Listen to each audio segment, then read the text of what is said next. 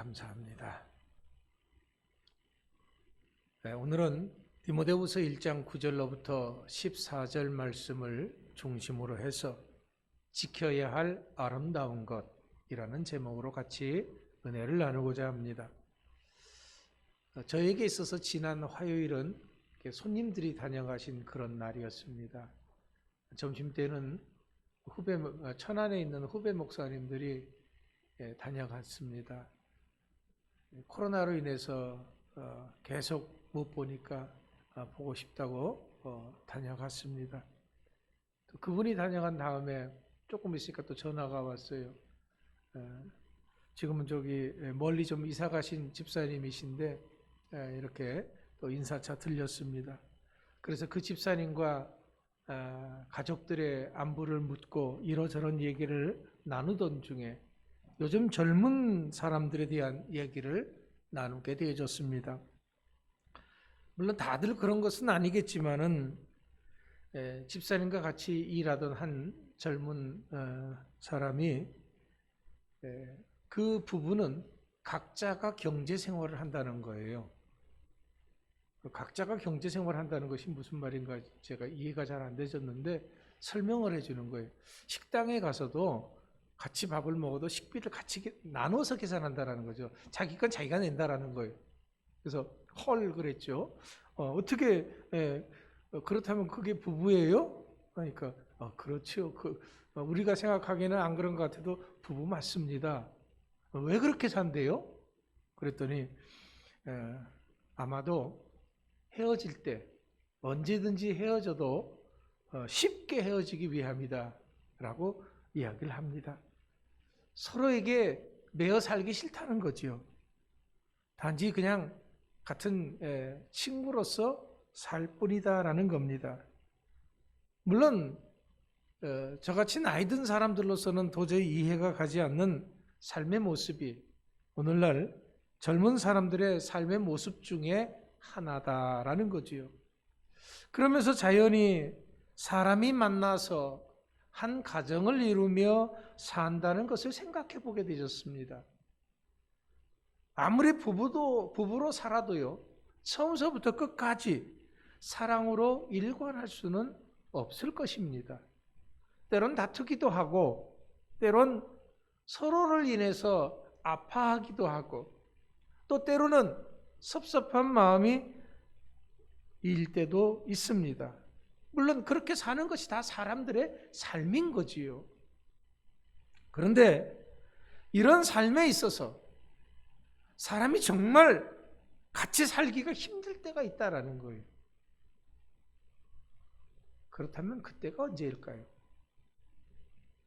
우리가 살면서 부딪히는 여러 가지 문제와 이유들이 있을 겁니다. 하지만 많은 문제와 이유들 가운데서도 가장 중요한 것은 상대방이 자신의 마음을 몰라줄 때 가장 살기 힘들다고 말을 합니다. 그러니까 이것은 상대방이 자신을 인정해 주지 않고 무시한다는 그런 생각이 들기 때문입니다. 이런 때 오래 살았던 부부라고 할지라도 같이 산다는 것을 다시 한번 생각하곤 한다는 것이지요. 그렇습니다.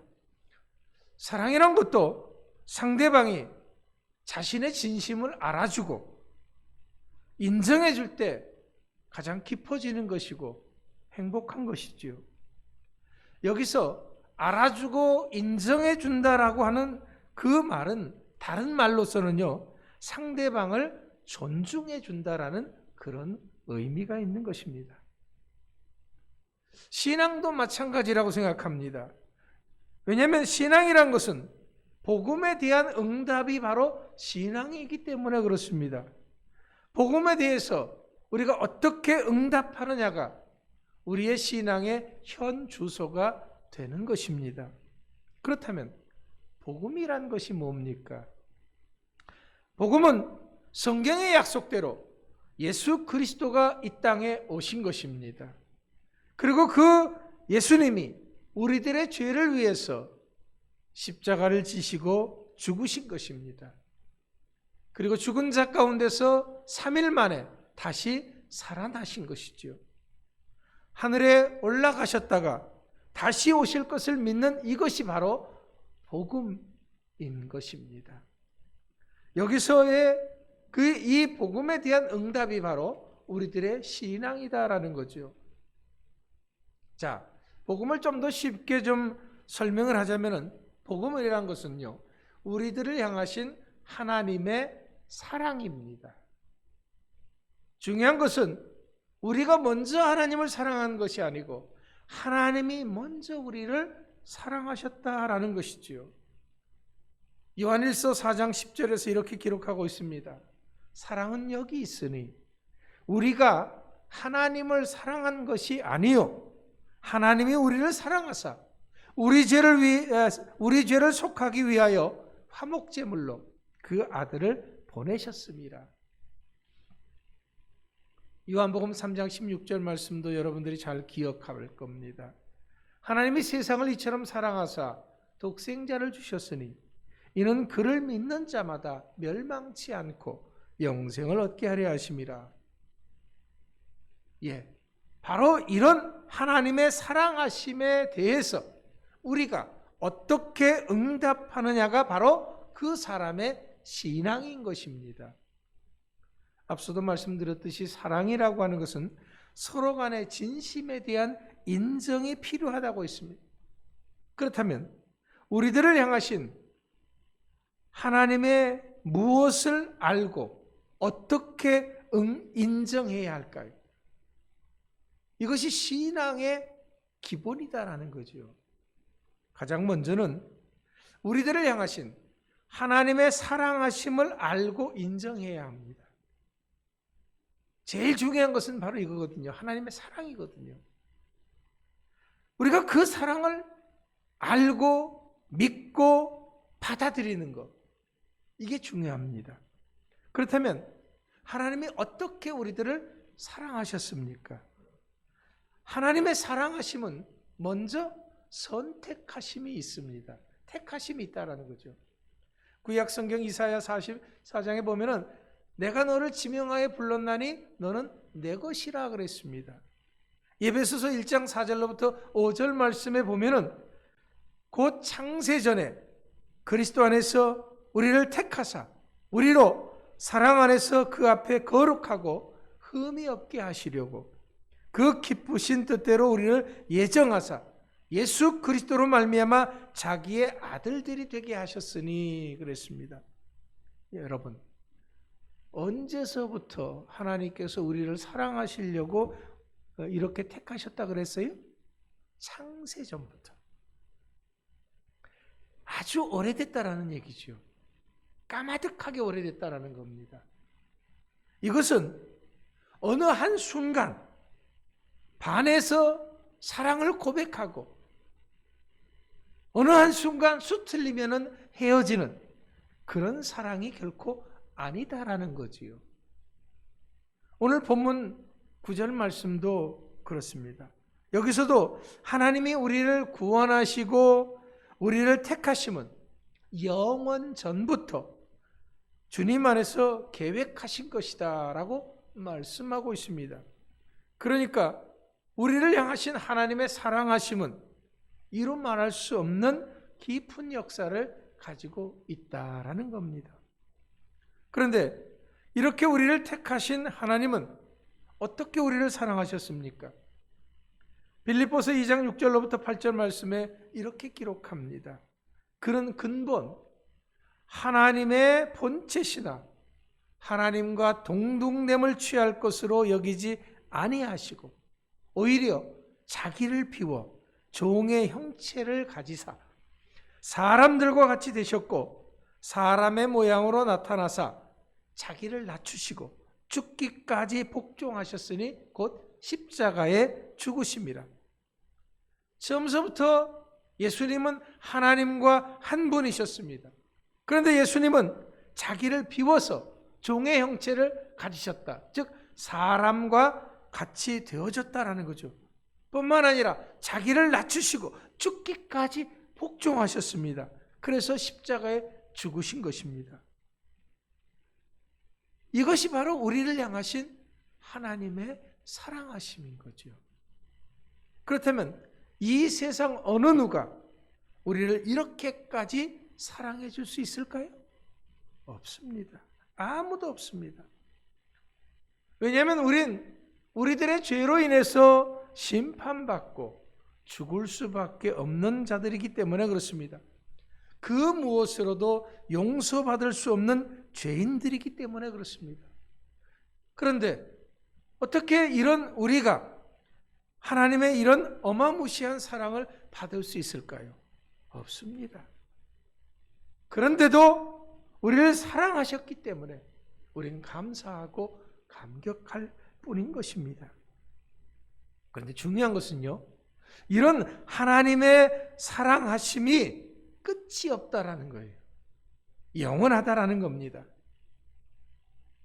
앞서도 제가 젊은 부부 얘기를 했습니다마는 젊은 사람들이 살다가 싫으면 헤어지면 그만이지 하는 그런 마음들이 있다고 할지라도 우리 하나님은 그렇지 않다라는 거지요. 우리 하나님의 사랑하심은 영원한 것입니다. 나의 처음서부터 끝까지를 우리 하나님은 사랑해 주십니다. 세상의 사랑은 아무리 훌륭하다고 할지라도 우리가 육신을 입고 있을 때뿐입니다. 어젯밤에 뉴스를 이렇게 검색해 보는 가운데 프랑스의 한 유명한 여배우가 이렇게 치매 걸려서 이렇게 고생하고 있는데 방치돼 있다라는 거, 요양원에 누가 돌보지도 않고. 근데 그 유명한 여배우가 누구냐라는 거예요. 윤뭐다라는 거죠. 그 남편은 누구냐? 유명한 피아니스트 백 누구다라는 겁니다. 아주 한 시대를 풍미했던 사람들인데 늙고 병드니까 나 몰라라 한다라는 거지요. 이게 사람들의 사랑인 것입니다. 죽으면은, 늙고 병들면은 빚을 잃게 되는 것이 세상 사람들의 사랑인 것이죠. 하지만 하나님의 사랑하심은 죽어서도 결코 끝나지 않는다라는 거예요. 이것이 우리를 향하신 하나님의 사랑하심입니다. 또한 그 무엇조차도 우리들을 이러한 하나님의 사랑에서 끊을 수 없다라는 겁니다. 이것을 성경 로마서 8장 35절로부터 39절에서 이렇게 말씀하십니다. 누가 우리를 그리스도의 사랑에서 끊으리요? 환난이나 곤고나 박해나 기근이나 적신이나 위험이나 칼이랴. 기록된 바 우리가 종일 주를 위하여 죽임을 당하게 되며 도살당할 양같이 여김을 받았나이다 함과 같으니라. 그러나 이 모든 일에 우리를 사랑하시는 이로 말미암아 우리가 넉넉히 이기느니라. 내가 확신하노니 사망이나 생명이나 천사들이나 권세자들이나 현재일이나 장래일이나 능력이나 높음이나 기쁨이나 어떤 피조물이라도 우리를 우리 주 예수 그리스도 안에 있는 하나님의 사랑에서 끊을 수 없느니라.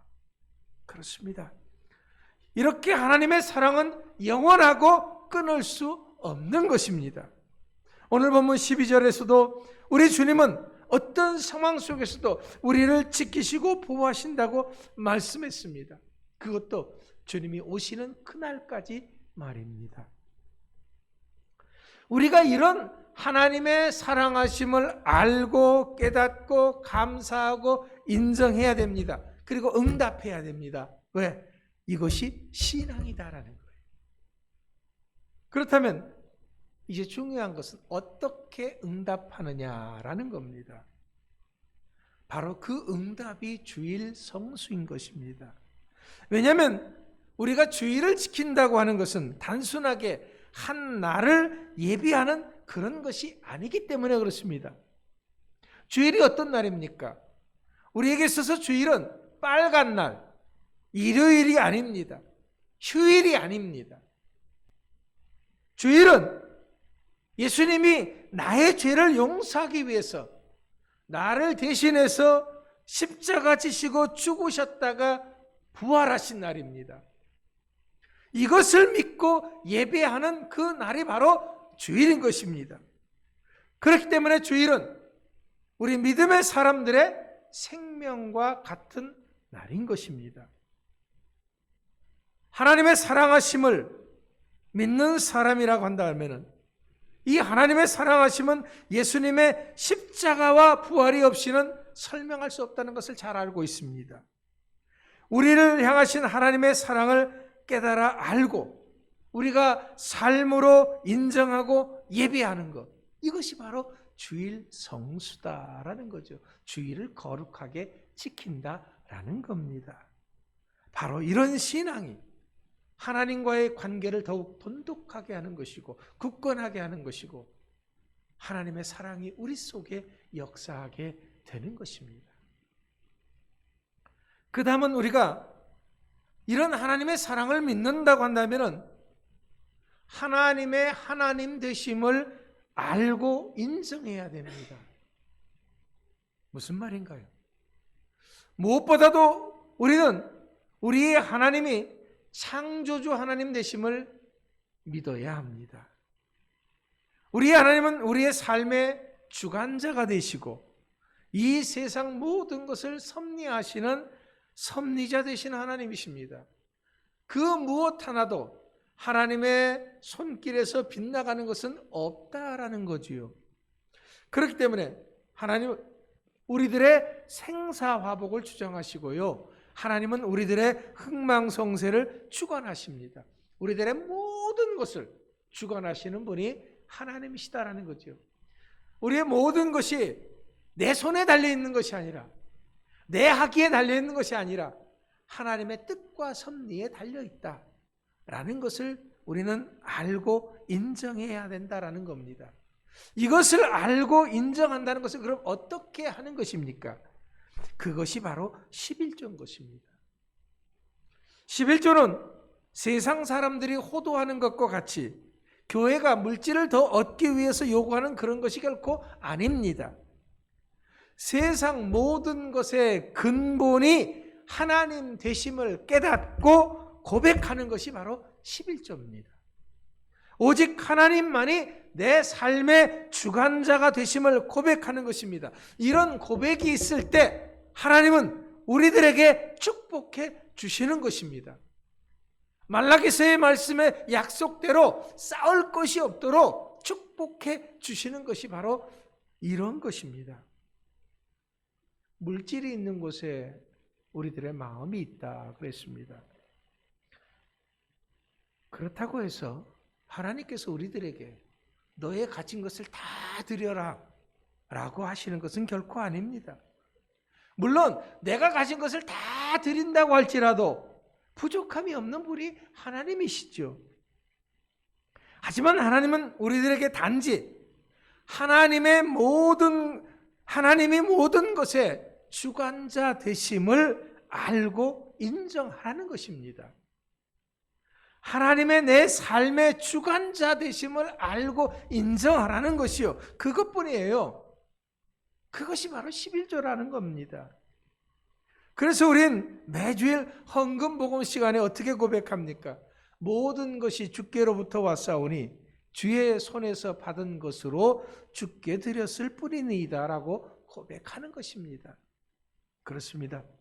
이렇게 하나님의 사랑하심을 믿고 인정해서 주일을 거룩하게 지키는 주일 성수하는 것입니다. 이렇게 하나님의 사랑하심, 하나님의 하나님 되심을 믿고 인정해서 11조를 드리는 것입니다. 이런 고백이 바로 우리들의 신앙이다라는 거지요. 그런데 만약 이것이 안 되어지면 그러면 어떻게 뭐가 문제가 있느냐? 이것이 안 되지면 우리들을 향하신 하나님의 사랑하심은 하나님만의 짝사랑으로 끝나는 것입니다. 내가 이렇게 너를 사랑해주고 내가 너를 이렇게 해줬는데 너는 아무것도 나를 인정하지 않고 알아주지도 않고 한다 그러면 그건 하나님의 짝사랑이지요. 문제는 이런 짝사랑은 나에게 아무런 도움이 되지 못한다는 거지요. 내 삶에 아무런 영향을 미치지 못하는 것이 되어버리고 마는 것입니다. 우리들이 하나님의 사랑하심을 알고 주일 성수와 11조로 응답할 때 비로소 내 삶이 달라지고 내 삶이 풍요로워지는 것입니다. 그런데 지금 우리는 하나님과의 그런 사이가 아닌 것을 먼저 알아야 합니다. 왜냐하면요, 우리가 다 세례 받았잖아요. 여러분, 세례는 마치 결혼식과 같은 거지요. 이제부터 육신의 나는 죽고 새로운 나는 하나님을 위해 살겠다고 고백했기 때문에 그렇습니다. 문제는 우리가 이렇게 결혼식은 거창하게 했다라는 거예요. 아주 뻑적지근하게 했습니다.